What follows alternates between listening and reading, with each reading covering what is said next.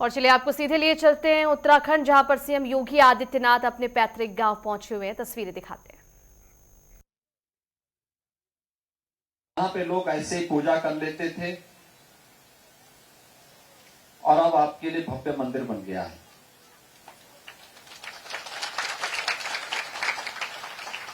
तुलसीदास जी कहते हैं, श्रद्धावान लभते ज्ञानम, यानी अगर व्यक्ति को ज्ञानवान बनना है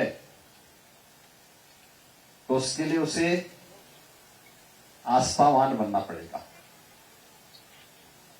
अपने से बड़े बुजुर्गों के प्रति, देवी देवताओं के प्रति और समाज और देश के हित में कार्य करने वाले लोगों के प्रति श्रद्धावान और सम्मान का भाव अपने अंदर पैदा करना होगा। प्रगति के लिए व्यक्ति का सकारात्मक होना आवश्यक है। सही दिशा में सोच, नकारात्मक सोच से व्यक्ति कभी आगे नहीं बढ़ सकता, कभी नहीं। अच्छा सोचो, अच्छा सोचेंगे अच्छा होगा। बुरा सोचोगे, याद करना वो बुरा हमेशा व्यक्ति के लिए ही हमेशा बुरा का कारण बनता है। हम लोग अक्सर देखते हैं, व्यक्ति ये भूल करता है कि मैं दूसरे का नुकसान करूंगा तो मेरा हित हो जाएगा। नहीं, जब हम किसी की तरफ बुरी निगाह से देखते हैं और ऐसी उंगली करते हैं तो हम भूल जाते हैं कि हम एक उंगली उधर कर रहे हैं लेकिन 3 उंगली तो मेरी तरफ ही है। यानी जितना मैं किसी का नुकसान पहुंचाना चाहता हूं उससे 3 गुना नुकसान मैं अपना पहुंचा रहा हूं। और इसके लिए सबसे अच्छे केंद्र होते हैं ईश्वर की भक्ति, आस्था, उसका माध्यम बनता है। और मुझे प्रसन्नता है, हम लोग बचपन में देखते थे, यहाँ पे एक सामान्य से छोटे से स्थान पर लोग पुष्प चढ़ा देते थे, पत्तियां चढ़ा देते थे। आज यहां पर भरतिया जी ने भव्य मंदिर बना दिया है। हम लोग जब गत वर्ष आए थे तो ठांगर में, बिथाणी में, कांडी में जो विद्यालय हैं उन विद्यालयों में इन्होंने वहां के बच्चों के लिए अच्छी flooring, furniture, smart class, digital library, ये सब बनाए।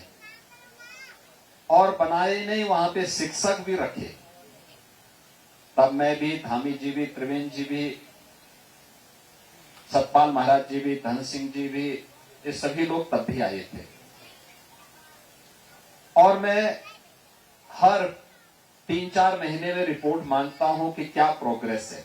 और मुझे बहुत अच्छा लगता है जब ठांगर के बच्चे जिले में टॉप करते हैं, बहुत अच्छा लगता है मुझे।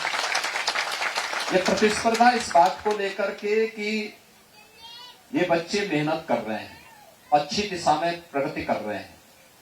और जो उत्तराखंड सरकार का, प्रधानमंत्री मोदी जी का विजन है कि लोग अच्छे पढ़ें, अच्छी दिशा में आगे बढ़ें, वह साकार हो रहा है। समाज जब सहयोग करता है तो वह साकार होता हुआ दिखाई देता है।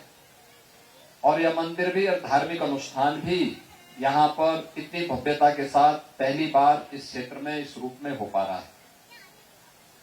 मैं देख रहा था पिछले 4-5 दिनों से लगातार यज्ञ के कार्यक्रम चल रहे हैं। योग्य आचार्य यहां पे पूजा अनुष्ठान कर रहे हैं। गांव पूरा जुटा हुआ है, आसपास के क्षेत्र सब लोग जुटे हुए हैं। और यही यज्ञ के पीछे का भाव भी होता है, जोड़ना, सबको जोड़ना। हम सब जुड़ते हैं तब एक भाव के साथ आगे बढ़ते हैं। आप मुझे बताइए, विदेशी आक्रांत आए थे, अयोध्या में राम मंदिर तोड़ गए। 500 वर्षों में कुछ नहीं हो पाया, लेकिन जब एकजुट होकर के उसका मुकाबला किया गया, केंद्र और प्रदेश में एक जैसी सरकार आई, आज अयोध्या में भगवान राम का भव्य मंदिर बन गया, भव्य मंदिर बन गया। एक दिशा में जब हम सोचते हैं एक दिशा में चलते हैं, एक साथ करते, कोई कार्य सामूहिक रूप से करते हैं, वह परिणाम देता है। और यहां पे जो 5 मूर्तियां स्थापित की गई है, मैंने अभी देखा है, बहुत सुंदर मूर्तियां हैं। वे सुंदर मूर्तियां तो हैं ही, दर्शनीय तो हैं ही। एक है भगवान विष्णु की 10 अवतारों के साथ। भगवान विष्णु के जो 10 अवतार हैं, उन 10 अवतारों में ये मनुष्य के कर्मिक विकास की, सृष्टि के कर्मिक विकास की अवधारणा पर आधारित है। पहले जब केवल जल ही जल था, तो जल में केवल सबसे अच्छी स्थिति पैदा होती है मछली की। तो मत्स्य अवतार के रूप में भगवान विष्णु ने इस धरती का उद्धार करने के लिए अवतार लिया था। वो मत्स्य अवतार, वह भी मूर्ति में आपको दिखाई देगी। जब कल मूर्ति यहां पर प्राण प्रतिष्ठा का कार्यक्रम संपन्न होगा। फिर जब कुछ थल और कुछ जल हुआ, तो इसमें कौन रह सकता है? वह कछुआ रह सकता है।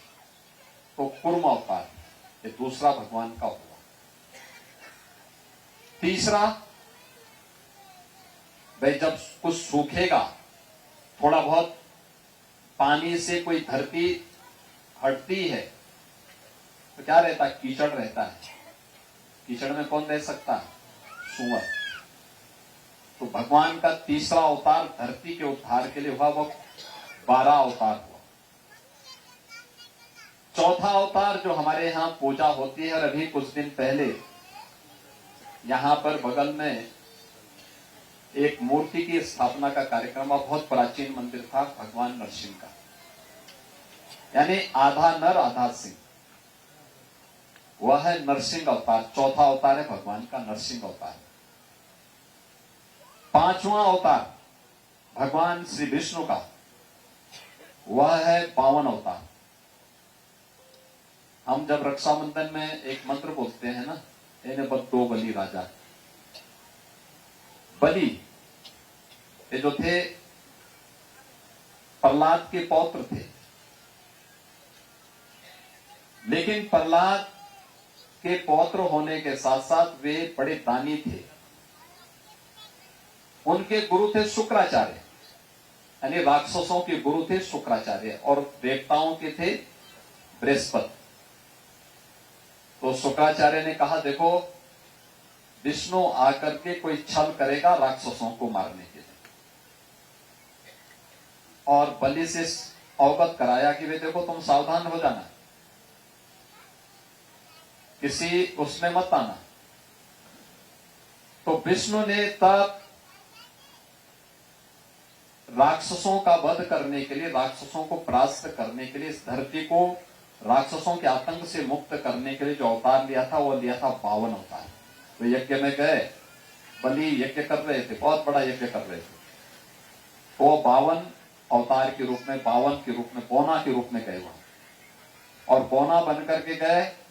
शुक्राचार्य पहचान गए, वो कह रहे हैं कि देखो एक विष्णु आ गया छल करने के लिए, लेकिन बलि ने कहा कि मैं प्रहलाद का पौत्र हूं, भगवान का भक्त हूं, मैं इस छल की चपेट में नहीं, मैं इस छल में हो या जैसे हो, अगर मेरे सामने कोई मांगने के लिए आ रहा है तो मैं मना नहीं करूंगा।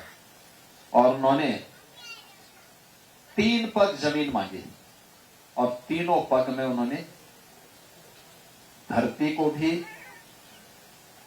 स्वर्ग को भी, पाताल को भी ले लिया, यानी राक्षस विहीन इस धरती को करने के, असुरों को इस धरती से मुक्त करने के लिए भगवान विष्णु ने 52 का अवतार लिया। 6वां अवतार अत्याचार के खिलाफ भगवान का था, वह परशुराम अवतार का था। फिर 7वां अवतार जो 7वां अवतार हुआ, वह भगवान राम का हुआ। और 8वां अवतार थे भगवान कृष्ण, और 9वें थे भगवान बुद्ध।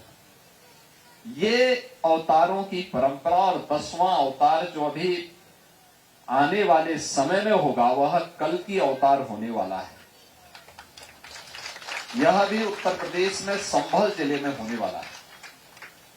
तो ये 10 अवतारों की पूरी मूर्तियां मैं देख रहा था, जो मूर्ति लगी है अभी प्राण प्रतिष्ठा के साथ जुड़ रही है, वे सब मूर्तियां उसमें स्थित है। भगवान विष्णु को हमारी परंपरा में क्या माना गया है? वे सृष्टि के रचयिता है, समग्रता की प्रतीक है, धन धान्य से परिपूर्ण करेंगे, उजड़ रही व्यवस्था को फिर से समग्रता के साथ, विकास के साथ जोड़ने का कार्य करेंगे।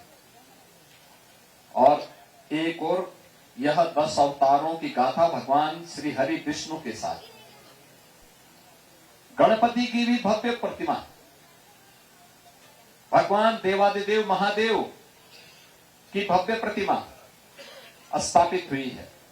और भव्य प्रतिमा के साथ ही यहां पे जगत जननी मां भगवती दुर्गा की भी मूर्ति स्थापित हुई है, और बजरंगबली हनुमान जी की भी। मुझे बहुत अच्छा लगा, अच्छा कार्यक्रम चल रहा है। बाकी मूर्तियां प्राण प्रतिष्ठित हो चुकी हैं। कल मुख्य मूर्ति श्री हरि विष्णु की, यह मूर्ति कल यहां पर प्राण प्रतिष्ठा के साथ ये 5 दिवसीय श्री विष्णु महायज्ञ का आयोजन, इसकी पूर्णाहुति के साथ ये सारा कार्यक्रम संपन्न होगा।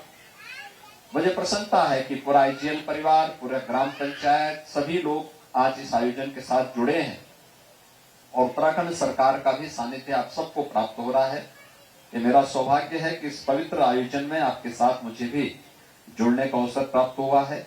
मैं एक बार फिर से आप सबको इस पूरे कार्यक्रम की हृदय से बधाई देता हूं, अपनी शुभकामनाएं देता हूं, और विश्वास करता हूं कि श्री हरि विष्णु उत्तराखंड की समृद्धि में जो योगदान उत्तराखंड की सरकार कर रही है, निरंतर उसे विकास के नए पथ पर आगे बढ़ाने का कार्य कर रही है। यह विकास की प्रक्रिया निरंतर आगे बढ़ करके उत्तराखंड को देश के समृद्धतम राज्यों की श्रेणी में ला करके खड़ा करने में सफल होगी। आज के इस अवसर पर कल भी मैं प्रातःकालीन सत्र में आपके बीच में रहूंगा, और ये सारा कार्यक्रम होगा। आप लोग शाम तक इसको देखें। यहाँ पे अन्य तमाम कार्यक्रम होंगे। आज यहाँ पे जागर का भी कोई कार्यक्रम रखा है, तो उसको भी सुनना अच्छा है। ये सब लोक गाथाएं, लोक परंपराएं हैं। ईश्वर दैवीय शक्तियों के जागरण का सशक्त माध्यम ये सब बना है। त्रिवेंद्र जी भी हमारा बहुत अच्छा जागर गाते हैं। हाँ, तो आते हैं। अच्छा वो करते हैं, क्योंकि जागर गाथा से जुड़े हुए कुछ लोगों को ये एक बार लेकर के लखनऊ भी आए थे, बहुत अच्छा गाने वाले, और उनकी आवाज में भी उसी प्रकार का एक था, तेज था। तो वह सब आपको यहाँ पे देखने, सुनने, जानने का मिलेगा। मैं एक बार फिर से उत्तराखंड के मुख्यमंत्री जी को और उत्तराखंड सरकार के जो मंत्रीगण आए हैं, सतपाल महाराज जी अस्वस्थता के बावजूद इस कार्यक्रम में भागीदार बन रहे हैं, डॉक्टर धन सिंह रावत जी, जिनका लगातार इस क्षेत्र में आना जाना रहता है, और आपने देखा होगा कि वह जिस भी राज्य में चुनाव होते हैं वे वहां जरूर पहुंचते हैं, आज हमारे बीच में है। और त्रिवेंद्र जी का तो सानिध्य लगातार इस क्षेत्रवासियों को प्राप्त होता रहा है। मैं इस अवसर पर इन सभी का भी स्वागत करता हूं, आप सबको हृदय से शुभकामनाएं देता हूं, और ईश्वर से प्रार्थना करता हूं कि जो यज्ञ यहाँ प्राप्त हो रहा है, इस यज्ञ का फल आप सबको प्राप्त हो। इन्हीं शब्दों के साथ मैं अपनी वाणी को विराम देता हूं। धन्यवाद। जय जय श्री राम।